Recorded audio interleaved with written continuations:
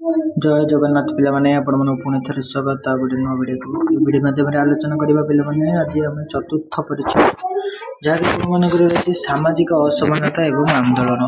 तो आम पूर्व वीडियो रे आलोचना करथिले कोन ना सामाजिक असमानता आंदोलन प्रथम चैप्टर जाति और सामाजिक असमानता। तो आज पिला माने ए वीडियो माध्यम रे आम आलोचना करिबा द्वितीय चैप्टर जोटा कि तुम मन रहउची श्रेणी और सामाजिक असमानता। श्रेणी और सामाजिक असमानता, श्रेणी एवं सामाजिक असमानता कौन आज आम मैंने ये वीडियो माध्यम आलोचना करवा। ठीक अच्छे, तो चलो पे मैंने देखा जाति और समाज असमानता मतलब सरी जाता। नेक्स्ट देखा श्रेणी और सामाजिक असमानता। ठीक अच्छे, श्रेणी श्रेणी जाति प्रजाति लिंगर उच्च नीच क्रम द्वारा संगठित सामाजिक असमानता समाज रे सृष्टि होई।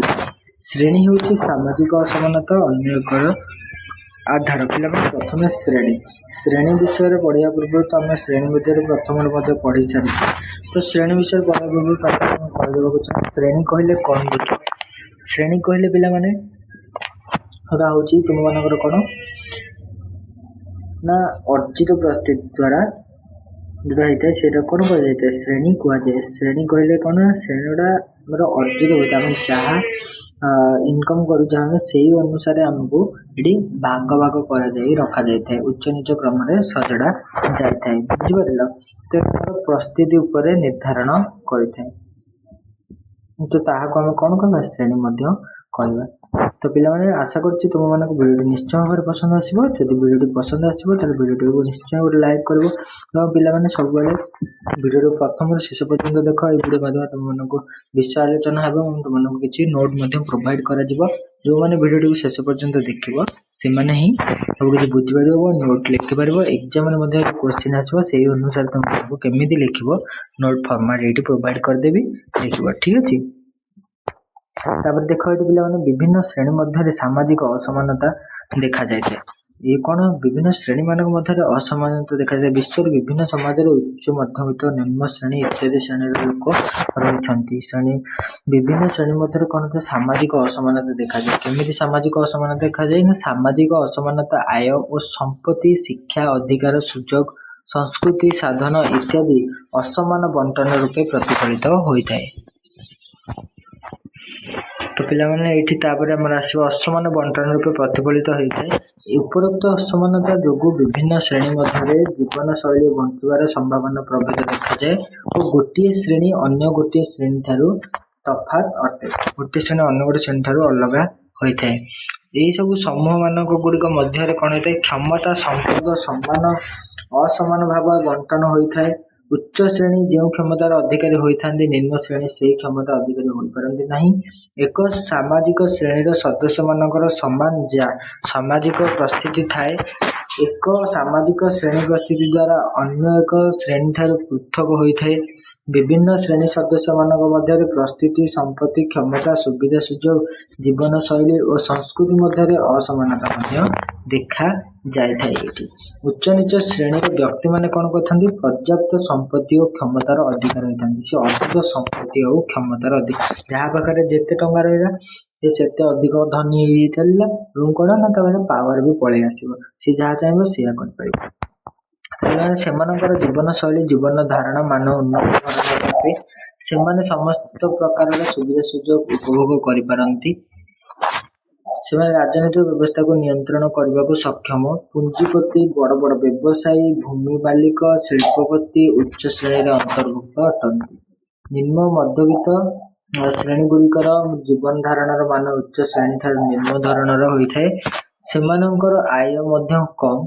निम्न मध्यवित्त श्रेणी मध्य सामाजिक असमानता स्पष्ट अटे। निम्न श्रेणी सदस्य मानकर आय कम से माने उच्च श्रेणी पर क्षमता उपभोग करिपारंती नाही। मार्क्सवाद अनुसार मानव समाज विभिन्न श्रेणी कौन होता है विभक्त होता है। आर्थिक आधार रे एही श्रेणी गुड़ी को उत्पन्न होईछि प्राधान्य विस्तार करबा बल प्रयोग करबा एवं शोषण इत्यादि जो समाज असमानता देखा जाए। मार्क्स को मतरे कार्ल मार्क्स को मतरे उत्पादन माध्यम उपरे मालिकाना अधिकार अछि कि नाही एही आधार रे श्रेणी गुड़िकर स्पष्ट होता है। ତାଙ୍କ ମତରେ ଦାସତ୍ୱ ଯୁଗର ଦୁଇଟି ଶ୍ରେଣୀ ଥିଲା, ଯଥା ଦାସ ଆଉ ଗୋଟେ ହଉଛି ସ୍ୱାମୀ। ଏବଂ ଦାସଙ୍କର କୌଣସି ଅଧିକାର ନଥାଏ। କଣ? ସେମାନଙ୍କ ସ୍ୱାମୀ ନିଜ ଇଚ୍ଛା ଅନୁସାରେ ଦାସଙ୍କର କ୍ରୟ ବିକ୍ରୟ କରିପାରୁଥିଲେ। ମାର୍କ୍ସଙ୍କ ଅନୁସାରେ ସାମନ୍ତବାଦୀ ଯୁଗରେ ଦୁଇଟି ଶ୍ରେଣୀ, ଯଥା ଜମିଦାର ଓ ଅର୍ଦ୍ଧ ଦାସ କୃଷକ ଥିଲେ। ଠିକ ଅଛି। ଅର୍ଦ୍ଧ ଦାସ ମାନଙ୍କର ନିଜର ଭୂମି ନଥିଲା। ଏମାନେ ଭୂମି ମାଲିକ ମାନଙ୍କୁ କଣ କରୁଥିଲେ? ଦେୟ ପ୍ରଦାନ କରି ଜମିଦାର ବା ଭୂମି ମାଲିକଙ୍କ ଜମି ଚାଷ କରୁଥିଲେ।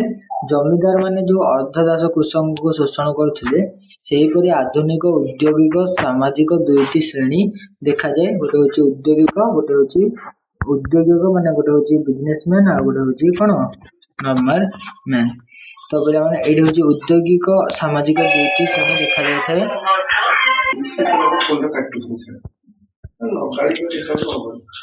ତ ପିଲାମାନେ ଏଇଠି ଦେଖ, ମାର୍କ୍ସଙ୍କ ମତରେ ପୁଞ୍ଜିପତି ମାନେ ଶ୍ରମିକ ମାନଙ୍କୁ ଶୋଷଣ କରିଥାନ୍ତି। ତ ପାରମ୍ପରିକ ଭାରତୀୟ ସମାଜରେ ଅସମାନତା ଜାତି ଆଧାର ଥିଲା। ଜାତି ଆଧାରରେ ଭାରତୀୟ ସମାଜ ବିଭାଜିତ ହୋଇଥିଲା। ବିଭିନ୍ନ ଜାତି ମଧ୍ୟରେ ଅସମାନତା ରହିଥିଲେ। ଇଂରେଜମାନେ ଭାରତରେ ଶାସନ ପ୍ରତିଷ୍ଠା କରିବା ପୂର୍ବରୁ ଭାରତରେ ଶ୍ରେଣୀ ବ୍ୟବସ୍ଥା ନଥିଲା।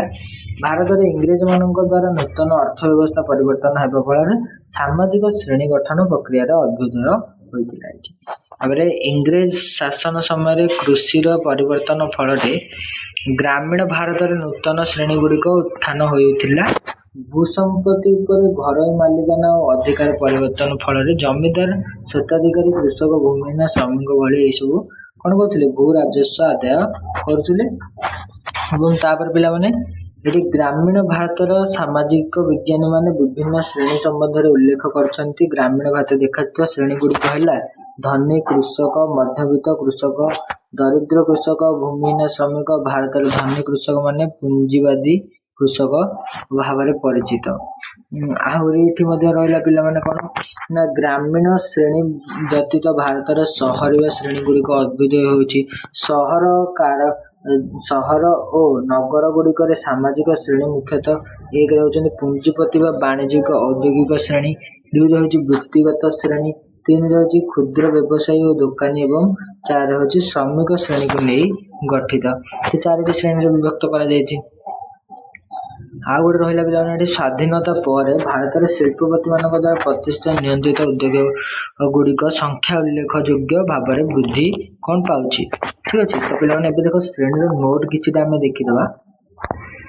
ତ ପିଲାମାନେ ଏଠି ଦେଖ, ଶ୍ରେଣୀ ଓ ସାମାଜିକ ଅସମାନତା। ଶ୍ରେଣୀ ଓ ସାମାଜିକ ଅସମାନତା ନୋଟ ପିଲାମାନେ, ସମାଜରେ ସମସ୍ତ ଲୋକଙ୍କର ସ୍ଥିତି, ସମ୍ପତ୍ତି, ଅଧିକାର ଓ ସୁଯୋଗ ସମାନ ନୁହେଁ। ଏହି ଅସମାନତାକୁ କଣ କୁହାଯାଏ? ସାମାଜିକ ଅସମାନତା ବୋଲି କୁହାଯାଏ। ସାମାଜିକ ଅସମାନତା କାହାକୁ କୁହାଯାଏ ବୁଝିପାରିଲ? ସାମାଜିକ ଅସମାନତା କାହାକୁ କୁହାଯାଏ? ସମାଜରେ ସମସ୍ତ ଲୋକଙ୍କର ସ୍ଥିତି, ସମ୍ପତ୍ତି, ଅଧିକାର ଓ ସୁଯୋଗ ସମାନ ନୁହେଁ। ଏହି ଅସମାନତାକୁ କଣ କୁହାଯାଏ? ସାମାଜିକ ଅସମାନତା କୁହାଯାଏ। ସାମାଜିକ ଅସମାନତାର ଏକ ଗୁରୁତ୍ୱପୂର୍ଣ୍ଣ ଆଧାର ହେଉଛି କିଏ? ଶ୍ରେଣୀ ବା କ୍ଲାସ।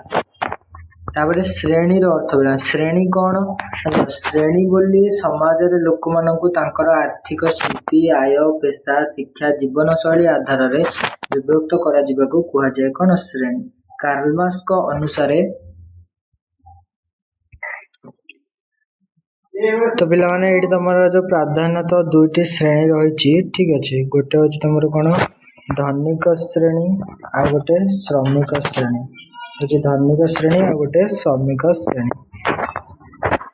ତାପରେ ପିଲାମାନେ ସାମାଜିକ ଅସମାନତାର ଅର୍ଥ। ସାମାଜିକ ଅସମାନତା କଣ? ନା, ସାମାଜିକ ଅସମାନତା ମାନେ ସମାଜର ବ୍ୟକ୍ତି ଓ ଗୋଷ୍ଠୀ ମାନଙ୍କ ମଧ୍ୟରେ ସୁଯୋଗ, ସମ୍ପତ୍ତି, ସମ୍ମାନ, ଶକ୍ତିର ଅସମାନ ବଣ୍ଟନ। ସମାଜରେ ସମ୍ପତ୍ତି, ସମ୍ମାନ ଓ ଶକ୍ତିର ଯୋଉ ଅସମାନ ବଣ୍ଟନ କଣ କୁହାଯାଏ? ସାମାଜିକ ଅସମାନତା ବୋଲି କୁହାଯାଏ। ଶ୍ରେଣୀ ଆଧାରିତ ସାମାଜିକ ଅସମାନତାର ରୂପ ଗୋଟେ ହଉଛି ଆର୍ଥିକ ଅସମାନତା। ଆର୍ଥିକ ଅସମାନତା କଣ? ନା, ଧନୀ ଓ ଗରିବ ମଧ୍ୟରେ ଆୟ ଓ ସମ୍ପତ୍ତିର ତାରତମ୍ୟ। ଦୁଇରେ ହଉଛି ଶିକ୍ଷାଗତ ଅସମାନତା। ଧନୀ ଶ୍ରେଣୀ ଉଚ୍ଚ ଶିକ୍ଷା ପାଇବାରେ ଆଗରେ ଥାଏ ଏବଂ ଯୋଉମାନେ ନିଚ ଲୋକ ଥାନ୍ତି ଯୋଉମାନେ ଗରିବ ଶ୍ରେଣୀ ଥାନ୍ତି ସେମାନେ କ'ଣ ଉଚ୍ଚ ଶିକ୍ଷା ପାଇପାରନ୍ତି ନାହିଁ। 3 ରହୁଛି ସାମାଜିକ ସୁଯୋଗର ଅସମାନତା, ଚିକିତ୍ସା, ଆବାସ, ଚାକିରି ଅସମତା। ଏଇ ସବୁ ଧନୀ ଲୋକମାନଙ୍କର ଅବସ୍ଥିତିରେ ଯେମିତି ସେମାନେ ସବୁ ଜଲ୍ଦି ଚାକିରି ପାଆନ୍ତି, ଜଲ୍ଦି ତାଙ୍କର ଶିକ୍ଷା ଚିକିତ୍ସା ଏସବୁ ହେଇଥାଏ, ସେଇଭଳି ଭାବରେ ଗରିବ ଲୋକମାନଙ୍କର ହେଇନଥାଏ। ତାପରେ 4 ରହୁଛି ଶକ୍ତି ଓ ପ୍ରତିଷ୍ଠାର ଅସମାନତା। ଧନୀ ଶ୍ରେଣୀର ଲୋକ ନୀତି ନିର୍ଦ୍ଧାରଣ ଅଧିକ ପ୍ରଭାବ ରଖନ୍ତି ଏବଂ ଗରିବ ଲୋକମାନେ କମ୍। ଶ୍ରେଣୀ ଓ ସାମାଜିକ ଅସମାନତାର ପରିମାଣ, ତାର ପରିଣାମଟା କ'ଣ ହୋଇଥାଏ ନା ଗରିବୀ ଓ ବେକାରୀ ବୃଦ୍ଧି ହୋଇଥାଏ, ସାମାଜିକ ଅସନ୍ତୋଷ ଓ ସଂଘର୍ଷ ହୋଇଥାଏ, ଅପରାଧ ଶୋଷଣ ହୋଇଥାଏ, ଆଉ କ'ଣ ହୋଇଥାଏ ସାମାଜିକ ଏକତାର ଅଭାବ ମଧ୍ୟ ହୋଇଥାଏ ପିଲାମାନେ। ତାପରେ ନେକ୍ସଟ, ଶ୍ରେଣୀ ପ୍ରଣାଳୀ ସମାଜରେ ସାମାଜିକ ଅସମାନତାକୁ ବଢ଼ାଇଥାଏ। ଏହାକୁ କମାଇବା ପାଇଁ ଶିକ୍ଷାର ପ୍ରସାର, ସମାନ ସୁଯୋଗ, ସରକାରୀ ନୀତି ଓ ସାମାଜିକ ସଚେତନତା ଆବଶ୍ୟକ ଅଟେ। ବୁଝିପାରିଲ ପିଲାମାନେ? ତ ନୋଟଟିକୁ ତୁମେମାନେ ମଧ୍ୟ ଦେଖି ସାରିଲ। ତ ଏତିକି ଥିଲା ତୁମମାନଙ୍କର ଆଜିର ଭିଡ଼ିଓ। ଯଦି ଭିଡ଼ିଓଟି ଭଲ ଲାଗିଛି ଭିଡ଼ିଓଟିକୁ ଲାଇକ୍ କରି ସାଙ୍ଗ ପିଲାମାନଙ୍କ ପାଖକୁ ସେୟାର କରିଦିଅ।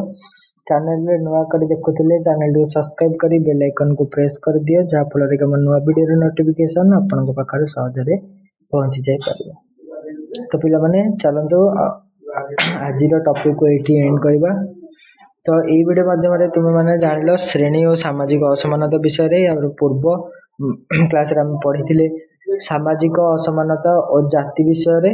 ତ ଏହାର ନେକ୍ସଟ କ୍ଲାସରେ ଆମେ ପଢ଼ିବା ସାମାଜିକ ବହିଷ୍କରଣ। ପିଲାମାନେ ସାମାଜିକ ବହିଷ୍କରଣ ଯୋଉଟା ରହୁଛି ତମର ସେଇଟା ମୋଷ୍ଟ ଇମ୍ପୋର୍ଟାଣ୍ଟ କ୍ୱେଶ୍ଚିନ୍, ଠିକ ଅଛି। ସାମାଜିକ ବହିଷ୍କରଣ ସେଇଟା ହଉଛି ମୋଷ୍ଟ ଇମ୍ପୋର୍ଟାଣ୍ଟ କ୍ୱେଶ୍ଚିନ୍, ପରୀକ୍ଷାରେ ମଧ୍ୟ ପଡ଼ିଥାଏ, ଠିକ ଅଛି। ତ ଆମେ ନିଶ୍ଚୟ କାଲିର ଭିଡ଼ିଓରେ ତାକୁ ଆଲୋଚନା କରିବା ଏବଂ ତାର ପୁରା ଏକ୍ଜାମ ରିଲେଟେଡ୍ ନୋଟ୍ ତୁମମାନଙ୍କୁ ପ୍ରୋଭାଇଡ଼ କରିଦେବି। ଟେନସନ୍ ନେବାର କିଛି କଥା ନାହିଁ। ଆଜି ପାଇଁ ଏତିକି, ରହିଲି। ଜୟ ଜଗନ୍ନାଥ।